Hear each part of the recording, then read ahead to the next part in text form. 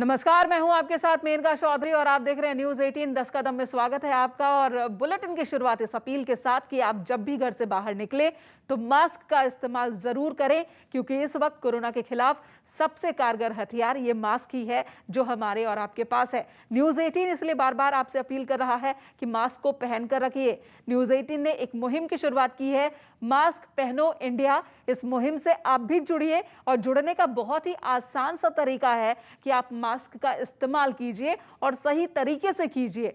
Mask जब तक महामारी है तब तक इसका इस्तेमाल करना है।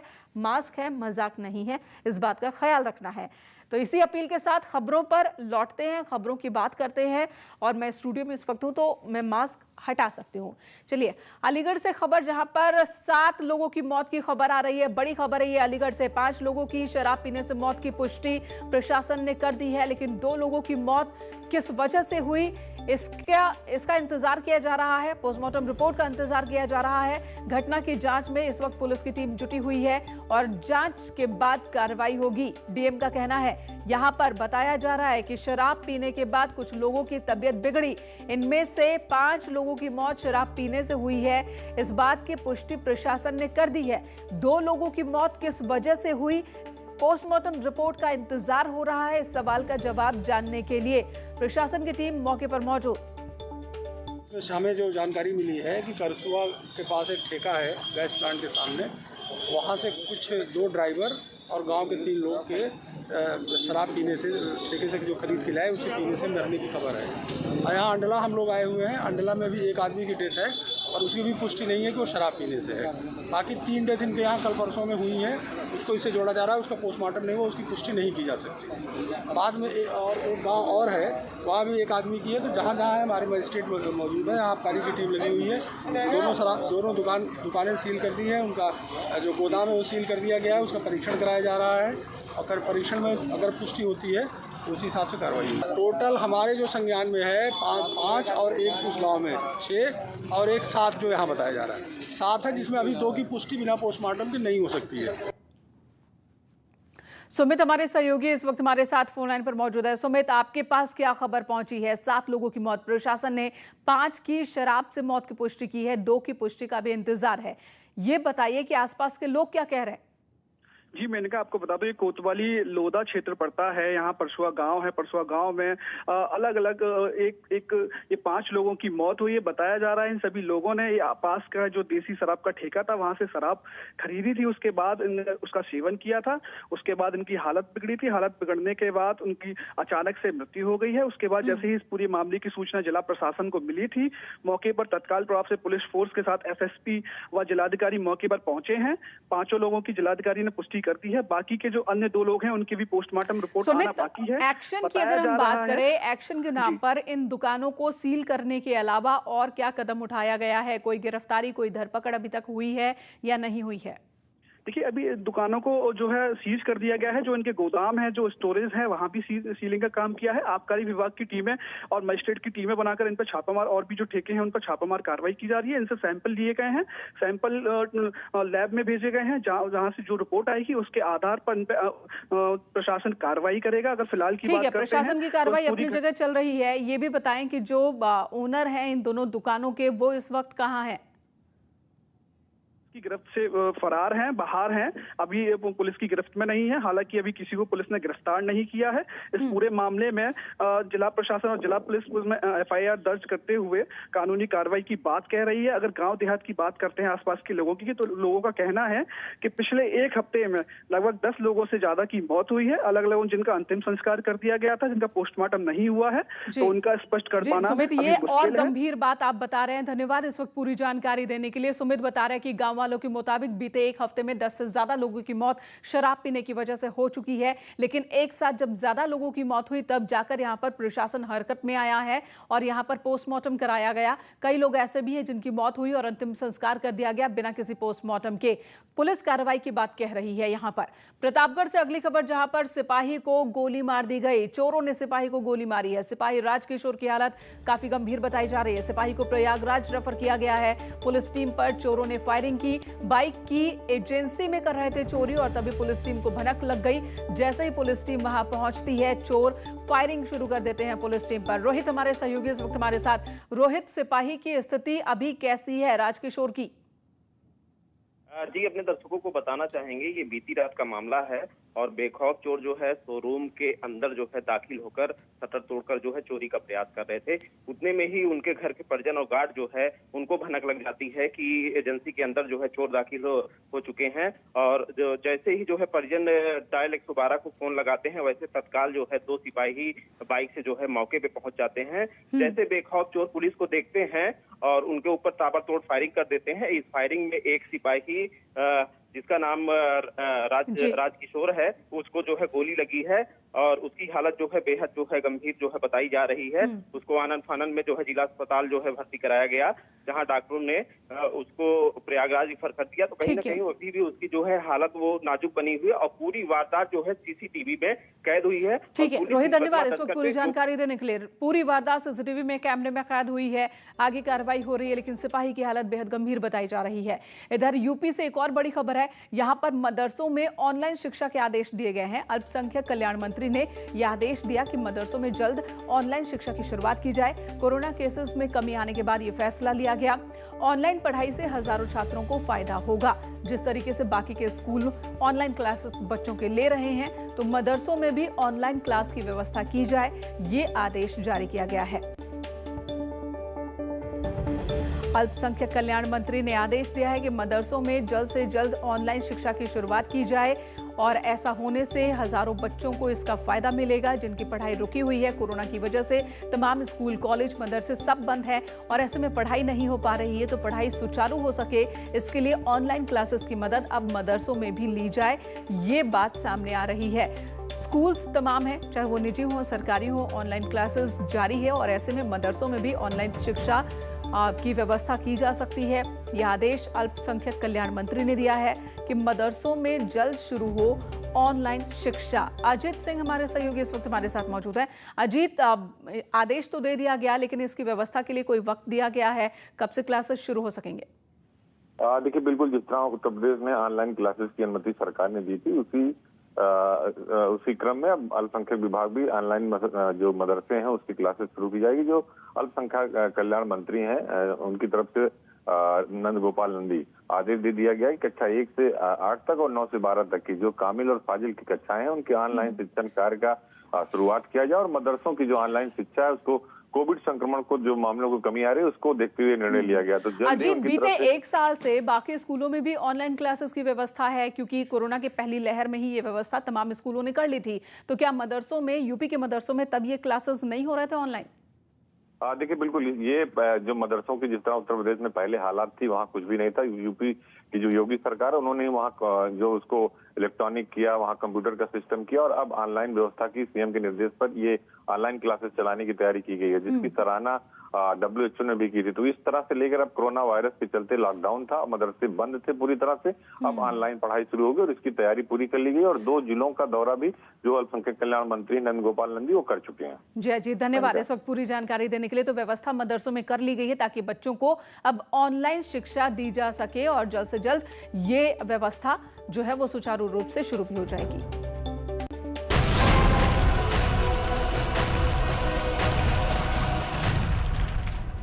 जी हाँ, तो आज सीएम योगी आदित्यनाथ की पंचायत लगने वाली है। सीएम योगी आदित्यनाथ आज नवनिर्वाचित ग्राम प्रधानों से वीडियो कॉन्फ्रेंसिंग के जरिए संवाद करेंगे। दोपहर 3:30 बजे सीएम योगी आदित्यनाथ वर्चुअली जुड़ेंगे सभी प्रधानों से।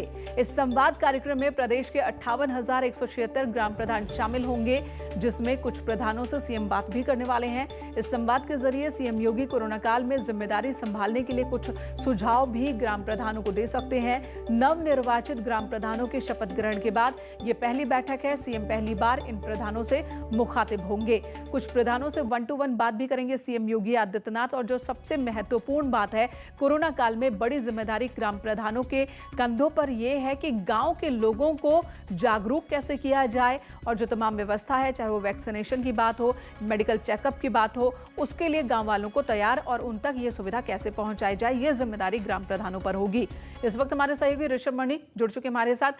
ऋषभ, 3:30 बजे ग्राम प्रधानों से जुड़ेंगे सीएम योगी आदित्यनाथ और जाहिर सी बात है अब ये बातचीत बहुत ही महत्वपूर्ण है कि खुद सीएम गांव की सरकार से मुखातिब होंगे।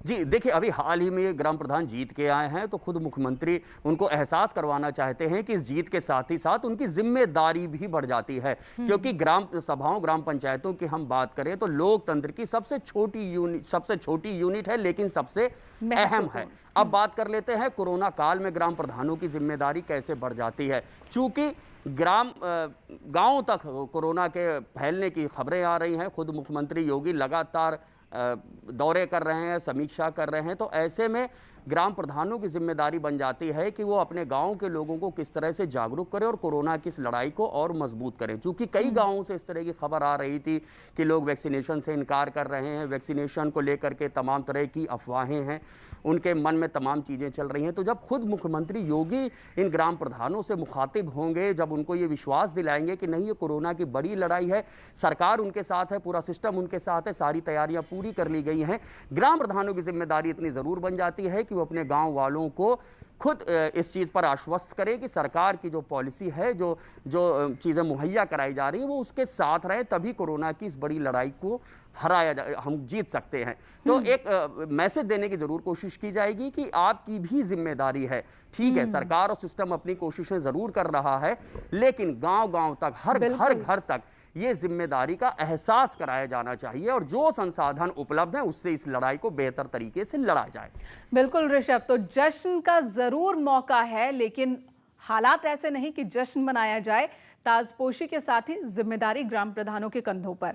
धन्यवाद आपका ऋषभ, पूरी जानकारी, पूरी बातचीत के लिए। तो सीएम योगी आदित्यनाथ आज जब ग्राम प्रधानों से संवाद करेंगे तो यही एहसास दिलाने की कोशिश होगी कि एक बहुत बड़ी जिम्मेदारी, बहुत बड़ी लड़ाई है जिसमें उन्हें बढ़ चढ़कर हिस्सा लेना है, अपनी भागीदारी निभाना है।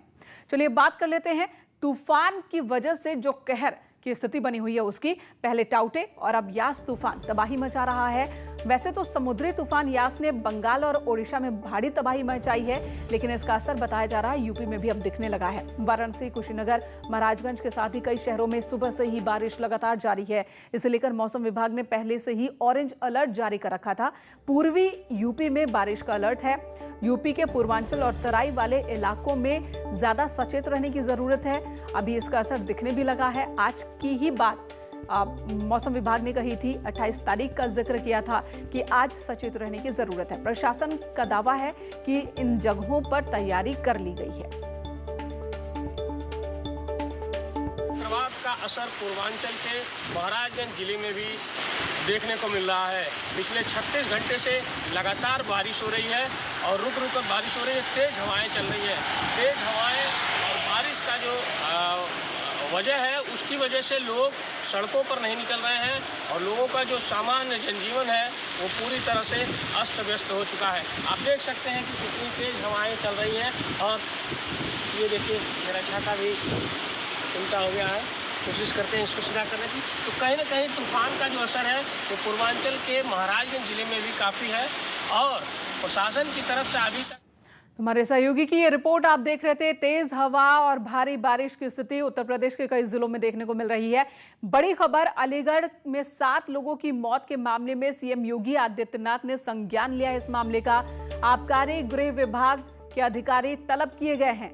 दोषियों पर एनएसए लगाने के निर्देश सीएम ने दिए और सरकारी ठेके से बिकी शराब तो सीज होगी शराब की ये दुकान। 2 दुकानों के खिलाफ पहले ही कार्रवाई की गई है। दोषियों की संपत्ति जब्त कर नीलामी होगी और उससे मृतकों के परिजनों की क्षतिपूर्ति की जाएगी। अगर सरकारी ठेके से शराब की बिक्री हुई है तो ठेका सीज किया जाएगा। सीएम योगी आदित्यनाथ ने संज्ञान लिया इस पूरे मसले का। अनामिका सिंह हमारी सहयोगी इस वक्त हमारे साथ मौजूद है।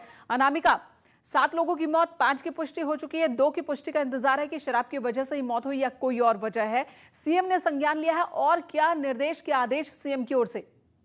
और देखिए, अलीगढ़ में इतना बड़ा जो हादसा हुआ है उसके बाद मुख्यमंत्री योगी आदित्यनाथ ने संज्ञान लेते हुए सख्ती दिखाई है और यहाँ पे आबकारी विभाग और गृह विभाग के अधिकारियों को तलब किया गया है। साथ ही ये भी कहा गया है कि जो दोषी हैं उनके खिलाफ सख्त कार्रवाई की जाए और कार्रवाई के तौर पे अगर बात की जाए तो दोषियों पर एनएसए लगेगा। इसके अलावा उनकी संपत्ति जब्त करके नीलामी होगी और उसी से मृतकों के परिजनों के को जो नुकसान हुआ है या फिर जो जिन्होंने अपनों को खोया है उनको उसके मुआवजे का पैसा दिया जाएगा। तो ये मुख्यमंत्री की ओर से बड़ा ऐलान किया गया। हालांकि ऐसा पहली बार नहीं है जब उत्तर प्रदेश में जहरीली शराब की वजह से बिल्कुल अनामिका, और क्या सीएम के निर्देश में उन लोगों के खिलाफ भी एक्शन की बात कही गई है? क्योंकि अगर यहाँ पर जहरीली शराब अगर बिक रही होगी इस ठेके पर, तो सिर्फ बेचने वाला ही गुनहगार नहीं होगा, आसपास के कुछ जो अधिकारी होंगे आबकारी से जुड़े और पुलिस से जुड़े, उन्हें भी जानकारी जरूर होगी कि कहाँ पर ये शराब बन रही थी, कैसे सरकारी ठेके तक पहुंची। देखिए मैंने कहा कि ये बिल्कुल सही बात कही आपने कि जब भी ऐसा जिस जगह पर भी हो रहा होता है, शराब बन रही होती, नकली शराब बन रही होती, तो पूरा सिंडिकेट काम करता है। और इसीलिए मुख्यमंत्री की ओर से जो निर्देश दिया गया उसमें ये कहा गया कि जो भी लोग इसमें शामिल हैं उन पर सख्त कार्रवाई की जाए, क्योंकि बगैर पुलिस की मिलीभगत के या स्थानीय लोगों की मिलीभगत के कहीं पर भी ना जहरीली शराब बन सकती है और ना ही बढ़ सकती है, ना ही बिक सकती है। तो ऐसे में मुख्यमंत्री ने दोषियों पर कार्रवाई करने के निर्देश देने के साथ साथ ये भी कहा है कि इसमें जो भी लोग भी शामिल हैं उन पर भी कार्रवाई की जाएगी। हालांकि कार्रवाई का दौर अभी कब तक चलेगा या कितने लोगों पर गाज गिरेगी, क्या अधिकारियों पर भी गाज गिरेगी, ये कुछ देर के बाद साफ हो पाएगा। फिलहाल मुख्यमंत्री ने इस पूरे घटनाक्रम का संज्ञान लिया है और दोषियों पर उचित कार्रवाई करने के सख्त बिल्कुल। और आबकारी विभाग, पुलिस विभाग को तलब भी किया है। सीएम ने कहा कि जल्द से जल्द रिपोर्ट बनाकर दें। कोई समय सीमा भी सीएम की ओर से कही गई है क्या बात? देखिए फिलहाल समय सीमा की बात नहीं कही गई है। मुख्यमंत्री ने फौरी तौर पर पहले संज्ञान लिया है और जो पुलिस की जो कार्रवाई होती है उसमें रफ्तार बढ़ जाती है। जैसे ही मुख्यमंत्री का निर्देश होता है वैसे ही जो पुलिस कार्रवाई होती है वो बढ़ने के साथ साथ चूंकि मुख्यमंत्री ने एनएसए लगाने के निर्देश दिए हैं तो ये भी अपने आप में बड़ी कार्रवाई है। लिहाजा अब अगर ये देखना होगा कि कितने लोग इस गिरफ्त में आते हैं, कितने लोगों को हिरासत में लिया जाता है, कितने लोगों पर कार्रवाई होती है और संदेश बढ़ा जाना चाहिए कम से कम इस मामले में। और क्योंकि इससे पहले भी कई बार ऐसे मामले सामने आए हैं जहाँ पे जहरीली शराब की वजह से या अवैध शराब की वजह से कई लोगों की जाने गई है। लेकिन एनएसए लगाना, बड़ी कार्रवाई करना और नीलामी करना दोषियों के संपत्ति की, ये भी अपने आप में बड़ा निर्देश है मुख्यमंत्री की ओर से, ताकि जो लोग भी इस सिंडिकेट में काम कर रहे हो या अलग अलग जिलों में अगर इसमें शामिल हो तो उनके खिलाफ भी बड़ा मैसेज जाए कि ऐसी ही कार्रवाई इनके खिलाफ भी हो सकती है। अनामिका, गांव वाले ये भी कह रहे हैं कि इससे पहले भी कुछ मौत हो चुकी है और शराब पीने की वजह से ही हुई। हालांकि गांव वालों ने भी प्रशासन को शायद इस बात की भनक नहीं लगने दी, जानकारी नहीं होने दी, क्योंकि बताया जा रहा है कि बिना पोस्टमार्टम के ही अंतिम संस्कार कर दिया गया। 10 से ज्यादा मौतों की बात हो रही है, तो क्या उस मामले में भी उन लोगों तक भी जो सहायता राशि है वो पहुंचेगी, उन्हें भी? देखिए एक तो यहाँ पर पुलिस की कार्रवाई पर भी सवाल खड़े होते हैं कि जहाँ पर पूरे मामले पर लीपापोती करने का प्रयास किया गया लेकिन मौतों का आंकड़ा 10 के आसपास पहुंच गया है। लिहाजा मुख्यमंत्री जो सुबह बैठक करते हैं उसमें उन्होंने इस पूरे घटनाक्रम का संज्ञान लिया है। और बिल्कुल ठीक कहा आपने कि स्थानीय लोग, मैंने जैसे पहले भी कहा कि इसमें पूरा सिंडिकेट काम करता है। स्थानीय पुलिस से लेकर के जो आस पड़ोस के लोग होते हैं, जो शराब को खरीदते हैं या उसका इस्तेमाल करते हैं, वो भी इसमें शामिल होते हैं। लिहाजा किसी एक व्यक्ति के या किसी एक दोषी के बस की बात नहीं है और इसीलिए मुख्यमंत्री की ओर से जो कहा गया है वो ये कहा गया है कि जो भी लोग इसमें दोषी हैं, फिर चाहे वो संरक्षण देने वाले हो या बनाने वाले हो या बेचने वाले हो, उन सब पर कार्रवाई की जाएगी। बिल्कुल अनामिका, लेकिन एक बड़ा सवाल ये बना हुआ है कि ये तो अलीगढ़ का मसला है, इससे पहले भी अलग अलग जगहों पर इस तरह की चीजें आती रही हैं, जबकि लगातार अभियान चल रहा है जहरीली शराब के खिलाफ और जो गलत तरीके से शराब बनाई जाती है उसके खिलाफ। बावजूद इसके टुकड़े टुकड़े में ऐसे मामले सामने आते रहते हैं, एक्शन होता है, कार्रवाई होती है, लेकिन टुकड़े टुकड़े में। क्या वजह है कि पूरी तरह से ये समस्या खत्म नहीं हो पा रही? और देखिए मैंने कहा पहली बात तो ये यहाँ पर कि इसके पहले आपको याद होगा कि चाहे बात हम इटावा की करें, बाराबंकी की करें, गोरखपुर की करें, बहुत सारे जिलों से ऐसी पहले भी खबरें आती रही हैं जहाँ पर अवैध शराब की वजह से, जहरीली शराब की वजह से लोगों की जानें गई हैं। और ये भी दावा किया जाता रहा है पुलिस की ओर से कि इसी लॉकडाउन में बहुत सारे छापेमारी भी किए गए, बहुत सारे जो अवैध शराब के कारोबारी हैं उन पर कार्रवाई की गई, संपत्ति जब्त की गई।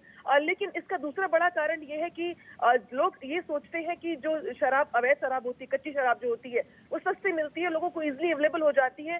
ग्रामीण क्षेत्रों में इनकी छोटी छोटी भट्टियां होती हैं जो गांव के भीतर ही लगती हैं और गांव के लोग इसका इस्तेमाल करते हैं।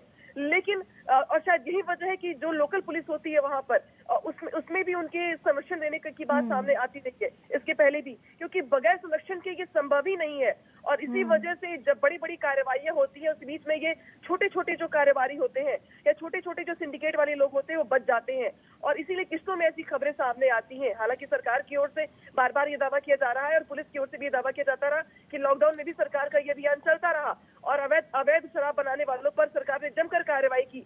लेकिन ऐसे में अलीगढ़ की ये घटना वाकई में चौंकाने वाली है और बड़ा सबक देने वाली कि चाहे कार्रवाई लाख की जाए, लेकिन ऐसे लोग अपनी हरकतों से बाज नहीं आते हैं। और बिल्कुल। और अनामिका, अगर अलीगढ़ के ही मसले की हम बात कर ले, यहाँ पर 2 दुकान जहां से शराब खरीदी गई, उन दुकानों को प्रशासन ने सीज तो कर दिया, उन दुकानों को सील कर दिया जब 7 लोगों की मौत हो गई और हड़कंप मच गया, लेकिन गिरफ्तारी एक भी नहीं हुई है, कोई हिरासत में नहीं लिया गया। और यहाँ पर पोस्टमार्टम रिपोर्ट के आने की बात कही जा रही है, कहीं ना कहीं वक्त दिया जा रहा है कि जो गुनहगार वो बच के निकल जाए।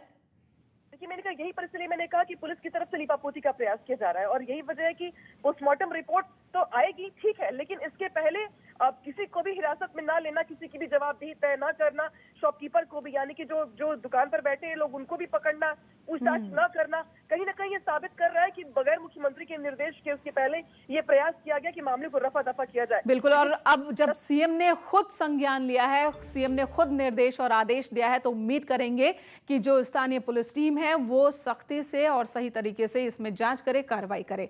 धन्यवाद अनामिका इस वक्त पूरी जानकारी देने के लिए। एक छोटे से ब्रेक ले रुकते हैं, तुरंत लौटेंगे।